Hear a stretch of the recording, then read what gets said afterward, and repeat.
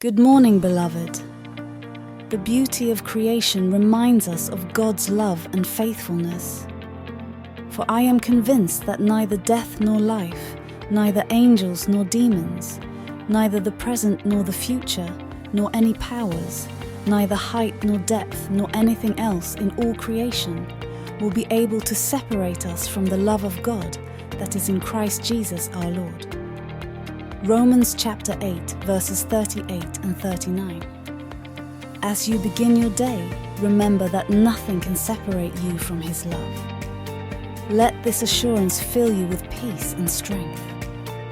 Embrace today with the certainty of God's steadfast love. Let your heart overflow with gratitude and hope, knowing that His mercies are new every morning. Amen.